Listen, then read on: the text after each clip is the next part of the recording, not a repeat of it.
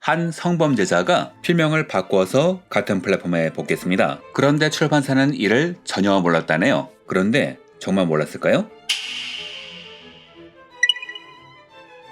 2026년 2월 27일 일본의 만화앱 망가원에서 연재된 작가들이 잇따라 연재 보이콧을 선언했습니다. 단순한 작가 개인의 일탈이 아니라 출판사 전체 시스템의 문제가 드러났기 때문이죠. 소학관, 쇼가쿠칸의 만화앱인 망가원의 소속 작가 10명 이상이 플랫폼 철수를 공식 선언한 이 초유의 사태는 지금도 계속 커지고 있습니다.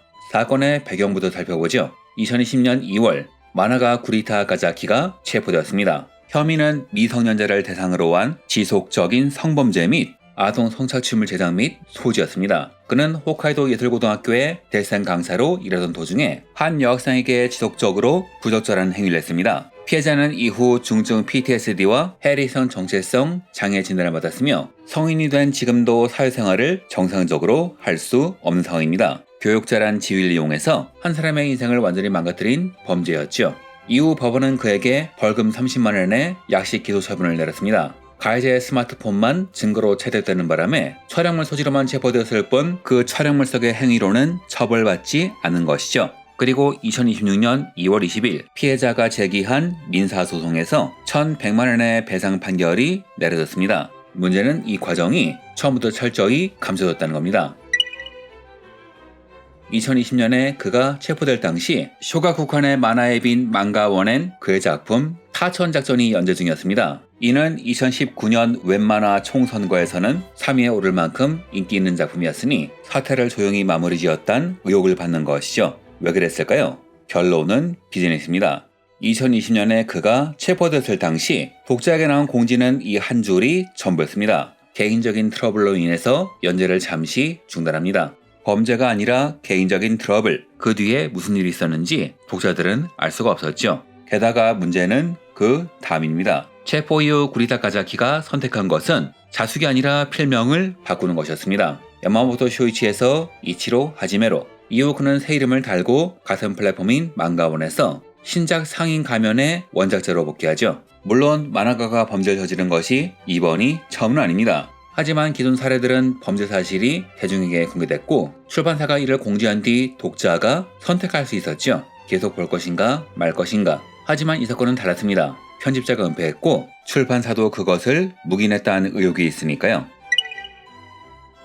범죄자가 복귀할 수 있는 배경으로 꼽히는 것은 피해자의 증언과 일부 보도에 의하면 담당 편집자 나리타 타쿠에로 지목됩니다. 당시 그는 망건에서 활동하던 프리랜서 편집자였고 타천작전의 담당자이기도 했으니까요. 2021년 5월 나리타는 가해자와 함께 피해자에게 접촉했습니다. 제시한 합의금은 150만엔, 조건은 두 가지였습니다. 연재 중단 요구를 철회할 것, 그리고 이 사건을 외부에 절대 공개하지 말 것, 발설 시 작가에게 배상금을 지급한다는 조건에 공증 합의서까지 제안했다고 합니다. 왜 이렇게까지 했을까요? 프리랜서 편집자에게 연재작은 곧 자신의 실적이자 커리어입니다. 연재가 중단되면 자신의 입지도 흔들리죠. 그래서 쇼가쿠칸의 사건을 보고하는 대신 개인적으로 조용히 덮으려고 했던 겁니다. 즉 재판에서 패소한 다음에야 사태를 수습하려 한 것이죠. 이에 분노한 피해자는 제안을 거절하고 2022년 7월 민사소송을 제기했습니다. 그리고 2023년 나리탄 쇼가쿠칸의 정직원으로 고용됐습니다. 범죄 은폐에 앞장섰던 인물이 그 조직의 구성원이 된 것이죠. 그렇다면 쇼가쿠칸은 이를 몰랐을까요? 사건이 대중에게 알려지자 쇼가쿠칸은 공식 사과문을 냈습니다. 요지는 이렇습니다. 원작자 기원 과정에 확인 체계에 문제가 있었다. 이시로 하지메가 처벌받은 야마모토 쇼이치와 동일 인물인 줄 몰랐다. 그런데 이 해명에는 근본적인 허점이 있습니다. 원고료를 지급하려면 작가의 실명과 계좌가 필요합니다. 그러니 동일 인물인 줄 몰랐다는 말은 아르바이트만 해봤어도 이해하기 어려운 해명인 거죠. 게다가 쇼가쿠칸은 타천작전의 연재 중단 이유가 이 범죄 때문이었다는 사실을 간접적으로 인정했습니다. 즉 이전에 연재 중단 결정을 내린 사유라는 것이죠. 몰랐다는 해명과 알 수밖에 없었던 정황 사이의 간극, 이것이 이 사건의 핵심 쟁점으로 남아있습니다. 남은 것은 회사 차원의 묵인이었는지 아니면 편집부 차원에서 이뤄진 묵인이었는지 뿐이죠. 다만 불똥은 회사로도 튀고 있는데요. 후지TV의 경우에는 성접대 사건 때 임원의 공식 사과라도 있었지만 이 건은 사태가 이 지경이 되도록 사과문 하나, 게다가 사과문은 텍스트 파일이 아닌 이미지 파일로 개조되었습니다. 이에 포털 검색 인덱싱을 피하기 위한 것 아니냐는 비판이 쏟아졌죠. 즉 제대로 사과할 의지가 있는지조차 의심하게 만드는 대응인 겁니다.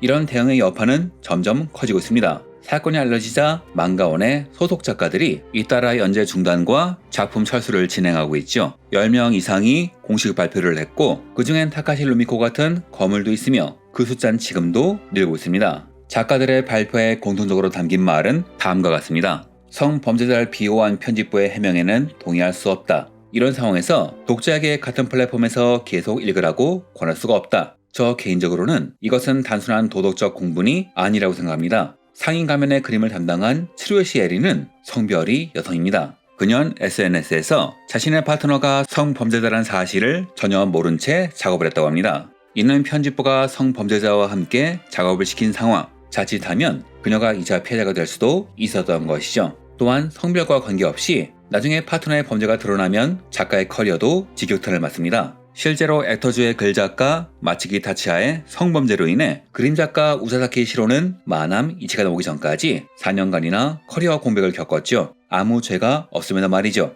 즉 망가원 소속 작가들이 느낀 위기감은 내가 성범죄에 노출될 위험, 내 커리어가 모르는 사이에 망가질 수 있는 위험, 그리고 출판사가 그것을 묵고했다는 사실에서 온 것으로 보입니다. 설상가상으로 장송의 프리랜의 작가는 건강상의 이유로 휴재 중인데 출판사가 이런 식으로 대응하는 바람에 본인이 성범죄의 가해자라는 루머가 퍼지며 피해를 보고 있다는 이야기도 나오죠. 이러니 작가 보호는 뒷전이었던 과거가 소환되는 겁니다.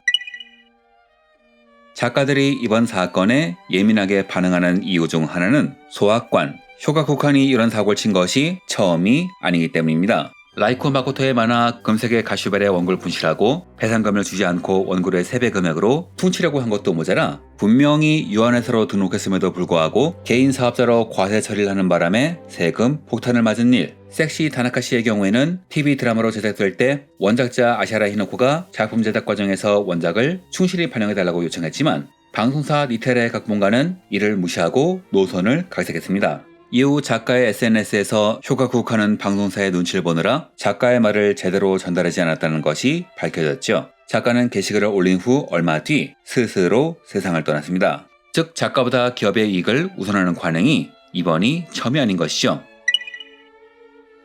쇼가쿠카는 이 사태를 간단하게 정리하려고 한 것 같지만 실상은 그리 간단하지 않습니다. 구리타 카자키는 2020년에 체포되었지만 이후에도 연재가 계속되었습니다. 벌금형이 확정되자 필명을 바꿔 활동을 재개했으며 작품이 히트하자 담당 편집자는 정직원이 됐습니다. 피해자가 호소해도 이 사태가 터지기 전까지 아무것도 중단되지 않았죠. 이것은 시스템의 문제입니다. 범죄를 은폐한 인물이 흥행만 시킨다면 정직원이 될 수 있는 시스템, 피해자의 호소에도 연재를 검토하지 않는 시스템, 성범죄자를 여성 작가와 아무런 고지 없이 협업시키는 시스템, 그리고 이 난리가 난 후에도 공식 사과 없이 이미지 파일 한 장으로 때우는 시스템. 이는 일본 사회에 만연한 성과가 모든 것을 덮는 문화, 문제를 해결하는 것보다 조용히 덮는 것이 유리한 문화, 피해자보다 작품의 연속을 우선시하는 관행, 작가와 나릿한 그 안에서 움직였고 조직은 이를 재고용과 정직원 채용으로 보상한 겁니다. 쇼가쿠칸의 사과문엔 이런 문장이 있습니다. 무엇보다 피해자의 감정을 우선했어야 했다. 했었어야 했다? 이 말은 제겐 이렇게 들립니다. 사실은 알고 있었다는 자백, 지금까진 그렇게 하지 않았다는 자백 말이죠. 그런데 이 선택의 여파는 생각 외로 클지도 모르겠습니다. 망가오는 단순한 디지털 서비스가 아닙니다. 스마트폰 보급 이후 종이책을 안 보고 웹툰부터 접한 독자층이 늘면서 디지털 플랫폼은 만화 산업에서 선택이 아닌 필수가 됐습니다. 전자책에 오랫동안 부정적이었던 우라사와 나오키 같은 작가조차 디지털 전환에 협력하는 이유이기도 하죠. 즉 출판보단 디지털이 미래인 시대. 즉 이 사건은 망가온의 미래를 넘어 쇼가쿠칸의 미래를 위협하는 사건입니다. 사태가 커지다 그제서야 쇼가쿠칸은 상인 가면의 디지털 배포와 단행본 출하 중단을 발표하고 외부 변호사가 참여하는 조사위원회 설치를 약속했습니다. 그러나 독자들의 반응은 냉담합니다. 적절한 인물 한두 명을 정리하는 꼬리 자르기로 마무리될 것이라는 시각이 지배적이죠. 이미 쇼가쿠칸을 향한 불매운동의 조짐이 보이는 가운데 사과문을 이미지로 올려 검색을 차단하는 식의 대응은 그 불씨를 더 키우고 있죠. 만건의 별 다루던 쇼가쿠칸의 다큐멘터리, 우라마는 이미 모든 콘텐츠를 비공개 처리한 상황입니다. 대규모 작가 이탈로 서비스 자체가 흔들리고 있다는 분석도 나오죠.